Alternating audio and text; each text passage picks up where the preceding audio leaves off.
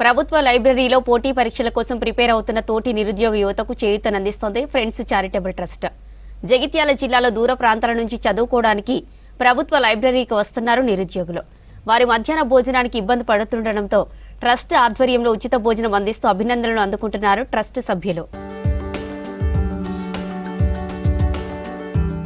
జగిత్యాల జిల్లా మెట్పల్లిలో ప్రభుత్వ ఉద్యోగాలకు ప్రిపేర్ అవుతున్న యువతకు అండగా నిలుస్తోంది Metpalli friends welfare charitable trust. ప్రభుత్వ జాబ్ క్యాలెండర్ ప్రకటించి ఉద్యోగాలు భర్తీ చేస్తుండటంతో పోటీ పరీక్షలపై ఫోకస్ పెడుతున్నారు నిరుద్యోగులు.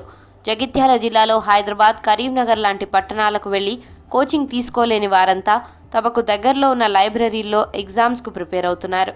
అయితే వారికి మధ్యాహ్న భోజనం ప్రధాన సమస్యగా మారింది. మెట్పల్లితో పాటు చుట్టుపక్కల గ్రామాల నుంచి యువతీ యువకులు మెట్పల్లి పట్టణంలోని ప్రభుత్వ లైబ్రరీలో ఎగ్జామ్స్ కు ప్రిపేర్ అవుతున్నారు. ప్రతిరోజు ఉదయం 8 గంటల నుండి రాత్రి 8 గంటల వరకు మెట్పల్లి లైబ్రరీలోనే చదువుకుంటున్నారు.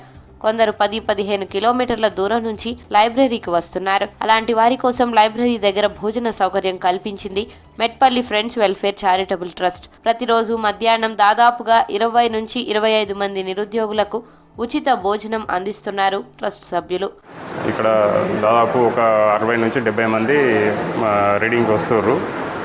కాంపిటేటివ్స్ ప్రిపేర్ అవ్వడానికి వస్తారు. వాళ్ళకు టైం వేస్ట్ కాకుండా వేరే ఊర్ల నుంచి, పల్లెటూర్ల నుంచి, అంటే దూరం నుంచి వచ్చిన వాళ్ళకు మన ఫ్రెండ్స్ వెల్ఫేర్ సొసైటీ వాళ్ళు మధ్యాహ్నం అన్నం మళ్ళీ భోజనం ఏర్పాటు చేసారు.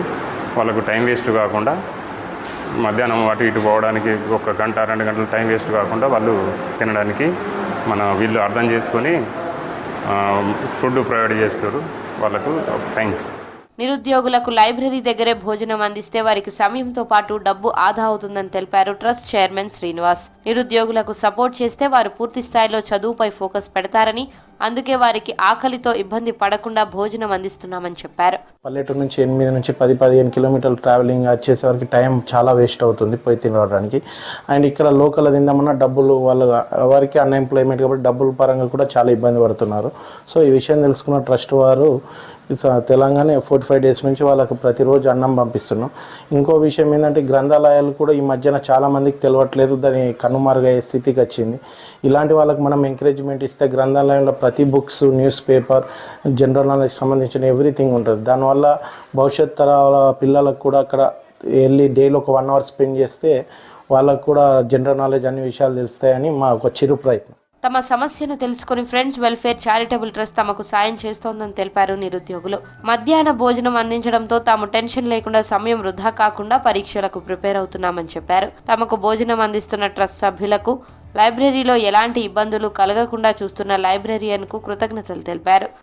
మాకు ఇక్కడ ఆఫ్టర్నూన్ లంచ్ ప్రొవైడ్ చేయడం వల్ల మాకు ఇంటికి వెళ్ళి తిని రావడానికి టైం వేస్ట్ కాకుండా ఎక్కువసేపు ప్రిపేర్ అవ్వడానికి మాకు టైం దొరుకుతుంది.